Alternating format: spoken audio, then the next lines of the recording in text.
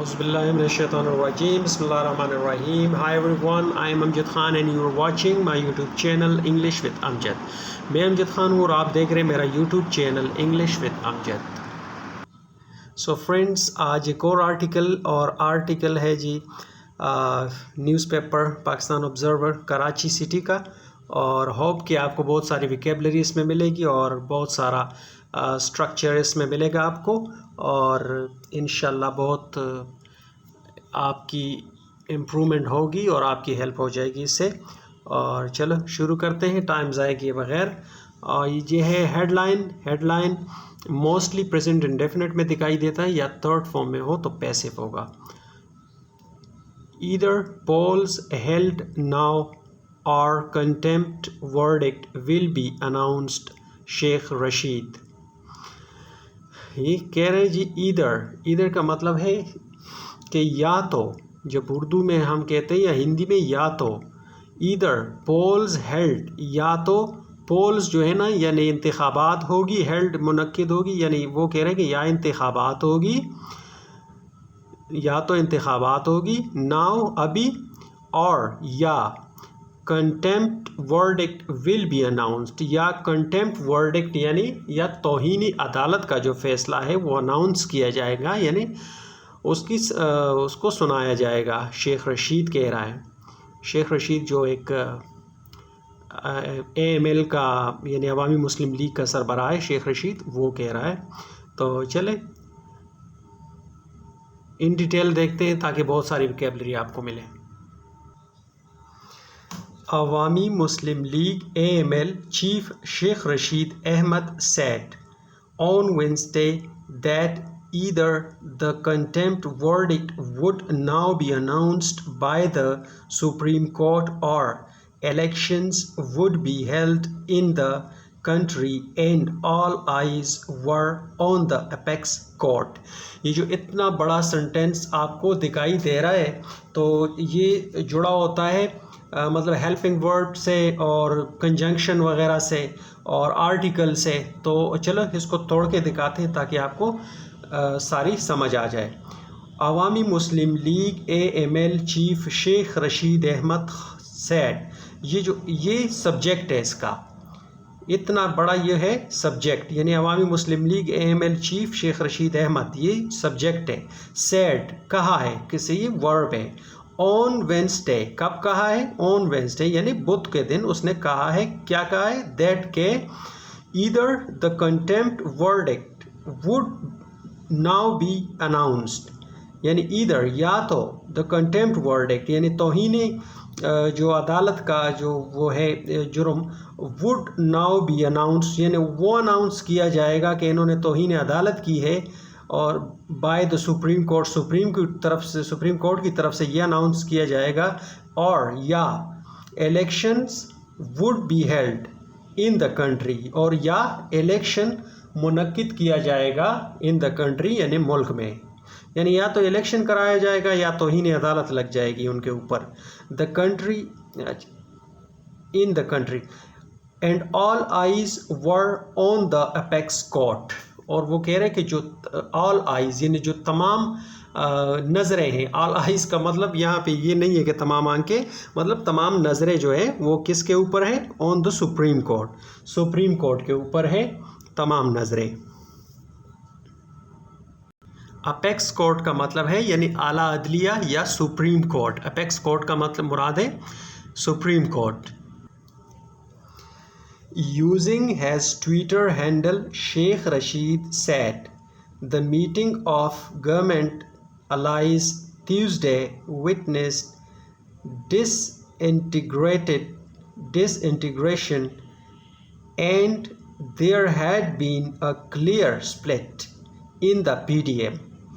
वो कह रहे हैं जी यूजिंग हैज़ ट्विटर यानी उसकी जो ट्विटर है उसको इस्तेमाल करते हुए, उसको यूज़ करते हुए यानी अपना ट्विटर यूज़ करते हुए, शेख रशीद सैड, शेख रशीद ने कहा यानी ट्वीट उसने किया, the meeting of government allies Tuesday, जो गवर्नमेंट की अलाइज थी यानी जो हुकूमत की जो अलाइज़ है यानी जो उनके साथ मुश्तरका जो पार्टीज़ हैं यानी इश्तराक में पीडीएम की,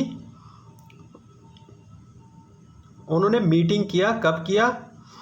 ट्यूसडे को। विटनेस्ड डिसइंटीग्रेशन, यानी वो क्या है? विटनेस का मतलब, विटनेस तो वैसे गवाह को होता है, लेकिन गवाह को कहते हैं, लेकिन यहाँ पे विटनेस यानी थर्ड फॉर्म है। तो ये है जी, ये कह रहे हैं कि जो ट्यूसडे को मीटिंग हुई है, विटनेस्ड यानी वो एक गवाही है, यानी गवाही दी उस मीटिंग में, ये गवाही दी कि किस चीज़ की? डिसइंटीग्रेशन। डिसइंटीग्रेशन का मतलब है यानी टूट फूट, जो कोई चीज़ टूट फूट का शिकार हो तो डिसइंटीग्रेशन का मतलब है टूट फूट का शिकार है वो। And there had been a clear split, और उनमें एक वाज़ेह तकसीम है। स्प्लिट वैसे कट को भी कहते हैं, कट ऑफ किसी चीज़ को कर देना या उसमें तकसीम हो जाना, उसमें दरार पड़ जाना, तो यानी वो उसमें वाज़ेह तकसीम है, यानी वाज़ेह एक दरार है और टूट फूट का शिकार है PDM.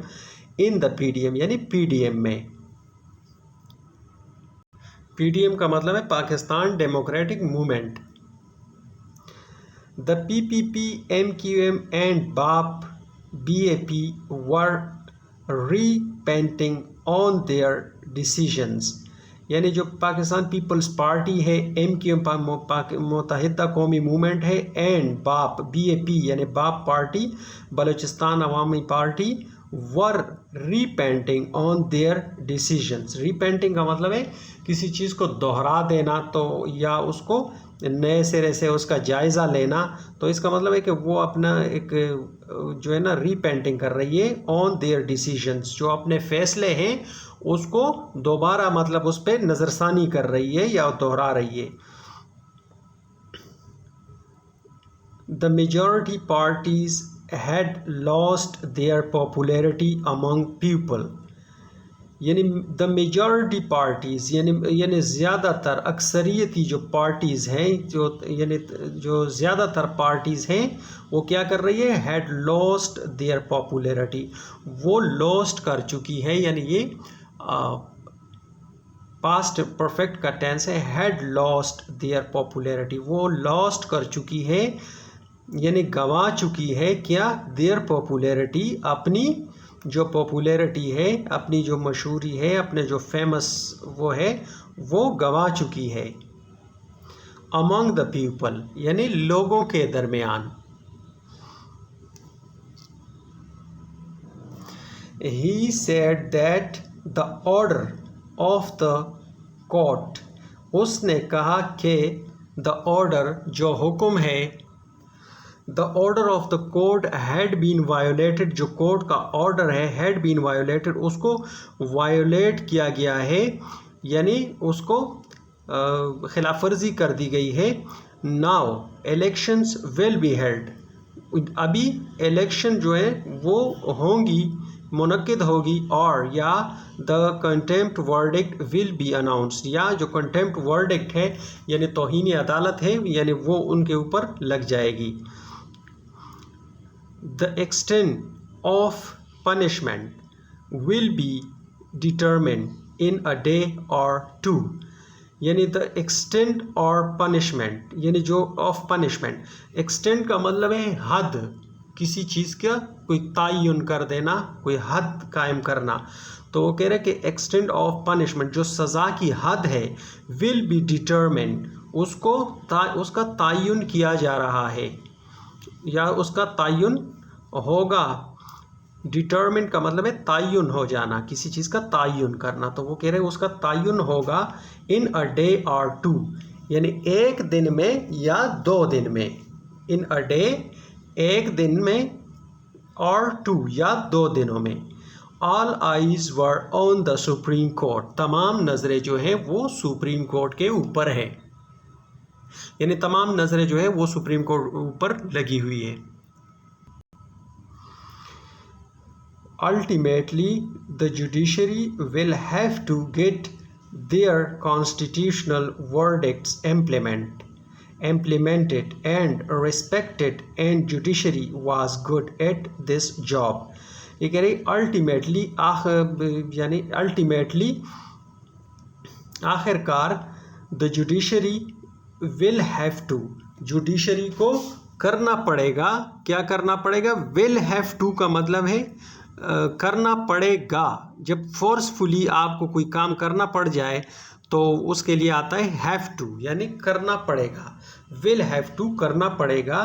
Gate there constitutional verdict, यानी अपना जो कॉन्स्टिट्यूशनल जो आईनी उन्होंने फैसला दिया है उसको इम्प्लीमेंट ये करना पड़ेगा, यानी लागू करना पड़ेगा।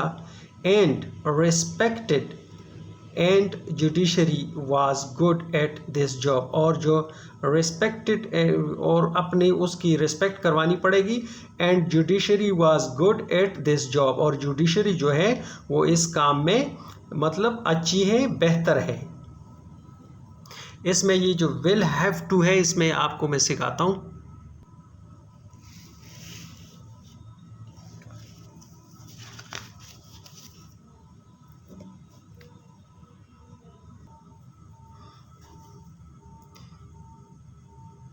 has to,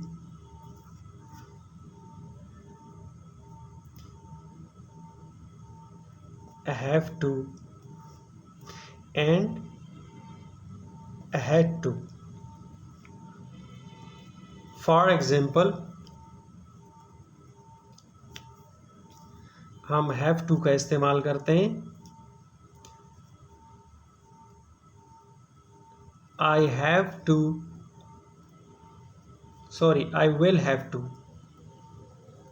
I will have to go to market, मुझे मार्केट जाना पड़ता है, मुझे मार्केट जाना पड़ेगा।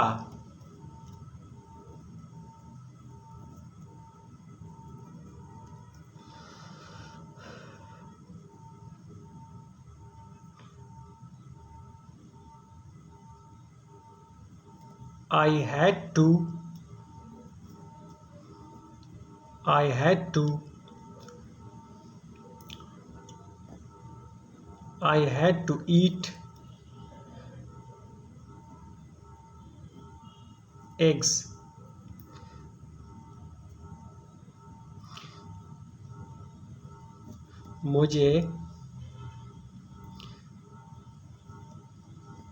मुझे अंडे खाने पड़े। मतलब मैं अपनी मर्जी नहीं कर रहा, मुझे कोई किसी ने मतलब फोर्सफुली मेरे से काम करवाया जाता है, तो उसके लिए आता है has to, have to and had to. Tenses के हिसाब से चेंज होता रहता है। अगर माजी में कोई बात की जाए तो हैड टू, और अगर मुस्तकबिल में कोई बात की जाए तो विल हैव टू, यानी I will have to go there, मुझे वहाँ जाना पड़ेगा।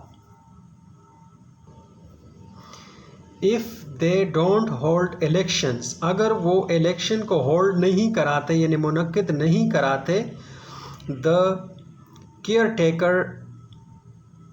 टेकर्स विल हैव टू, देखें फिर हैव टू आ गया, will have to go home, यानी वो कह रहे कि if they don't hold election, अगर इन्होंने इलेक्शन मुनक्किद नहीं करवाए, the caretaker will be, the caretaker यानी निगरान जो हुकूमत है, निगरान हुकूमत, will have to go home, उनको घर जाना पड़ेगा।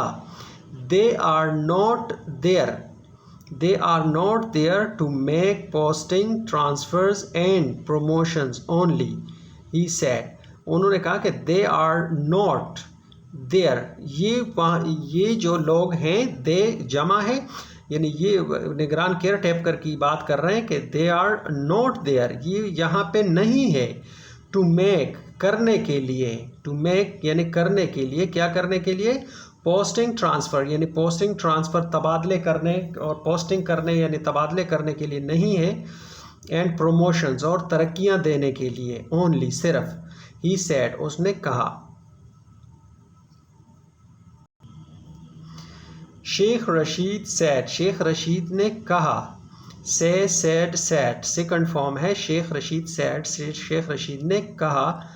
Elections could only be held, in one go, यानी शेख रशीद ने कहा कि जो इलेक्शंस कुड ओनली, यानी इलेक्शन सिर्फ हो सकते थे, हेल्ड यानी मुनक्किद हो सकते थे, इन वन गो यानी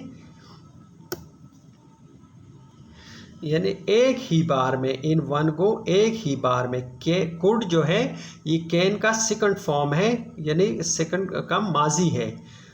कुड यानी कोई एबिलिटी आप में हो, मतलब मैं एक काम कर सकता हूँ, आई कैन मैं कर सकता हूँ, आई कैन स्विम मैं तैर सकता हूँ, आई कुड स्विम मैं तैर सकता था। जब माजी की बात करते हैं तो कैन की जगह कुड हो जाता है, कुड में चेंज हो जाता है, मतलब मैं स्विम कर सकता हूँ, आई कैन स्विम। और अगर मैं बचपन की बात कर रहा हूँ या गुजरे हुए ज़माने की कि मैं तैर सकता था, आई कुड स्विम, तो या फिर वहाँ पे कुड आएगा। Only be held in one go, यानी एक ही बार में वो हो सकते थे। और या और सिमुल्टेंसी, सिमुल्टेंसी का मतलब भी है अपना बैक वक्त। If national assembly is dissolve, अगर ये वो कह रहे हैं कि ये बैक वक्त इलेक्शन तब हो सकता था जब if national assembly is dissolve, अगर नेशनल असम्बली जो है वो डिज़ोल्व होती, यानी उसको ख़त्म किया होता। The government has to give date, हुकूमत को डेट देना पड़ेगा for dissolution of the assembly and holding of general elections, यानी हुकूमत को डेट देना पड़ेगा जो असम्बली की डिसोल्यूशन है, यानी वो भी कौमी असम्बली भी ख़त्म करनी पड़ेगी।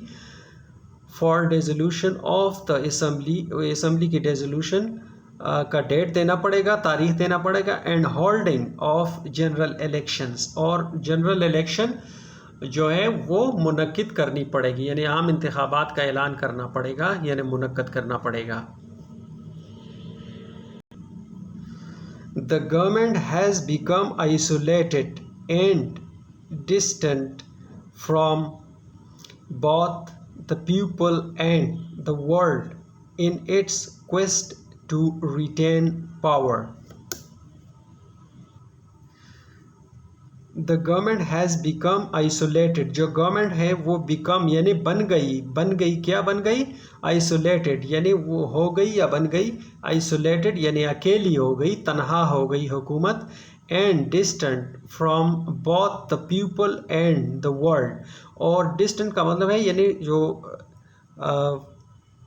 दूर दराज का इलाका होता है, रिमोट एरिया, यानी दूर दराज यानी उसमें फासला बढ़ गया।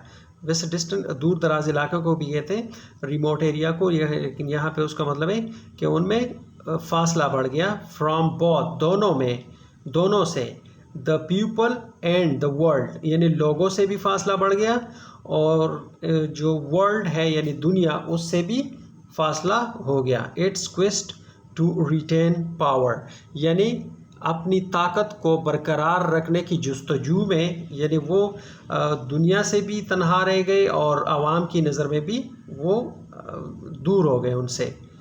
ही फर्दर सेड, उसने मज़ीद कहा, दैट के द गवर्नमेंट न्यू, जो गवर्नमेंट है वो जानती है, नाउ का सेकंड फॉर्म है न्यू, वो जानती है, इट्स पॉपुलैरिटी अपनी पॉपुलैरिटी को जानती है, अमंग द पीपल यानी लोगों में।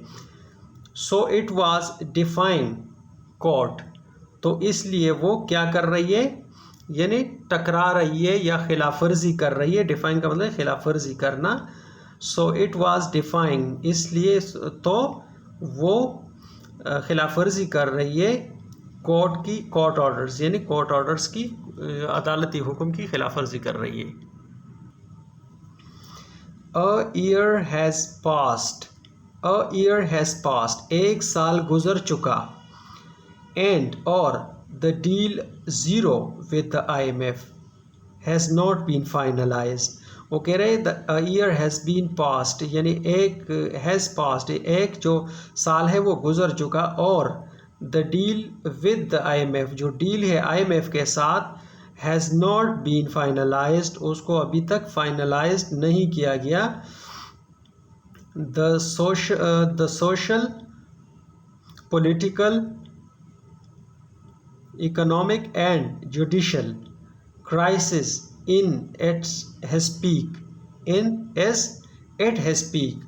यानी वो कह रहा है कि जो सोशल है यानी समाजी पॉलिटिकल सियासी, इकोनॉमिक मुआशी एंड जुडिशल और जो अदलिया है अदालती क्राइसिस जो बहरान है एज इट हैज़ पीक यानी वो अपनी पीक के ऊपर है यानी पीक का मतलब है कि अपनी बिल्कुल चोटी के ऊपर है यानी बहुत हाई है। द पीपल आर सफरिंग जो लोग हैं वो सफ़र कर रहे हैं यानी तकलीफ़ में है, तकलीफ़ झेल रहे हैं। हैवीली यानी इंतहाई, due to poverty and inflation किस लिए, ड्यू टू यानी की वजह से, बवजह, किस वजह से, पॉवर्टी एंड इन्फ्लेशन यानी गुर्बत की वजह से, पॉवर्टी कहते हैं गुर्बत एंड इन्फ्लेशन गुर्बत और महंगाई की वजह से, इन्फ्लेशन कहते हैं महंगाई की वजह से। तो गाइज़ ये था आज का एक आर्टिकल और होप कि आपने बहुत कुछ सीखा होगा और जो भी डिफ़िकल्ट वर्ड्स हैं वो आप नोट कर लिया करें इंशाल्लाह। काफ़ी मुश्किल, बहुत ही मतलब आसान है, कोई मुश्किल नहीं है इसमें, लेकिन जब आप बार बार न्यूज़पेपर को पढ़ेंगे तो यही अल्फाज दोबारा आपके सामने आएंगे। तो मिलते हैं अगले एपिसोड में। टिल देन टेक केयर, अल्लाह हाफिज़।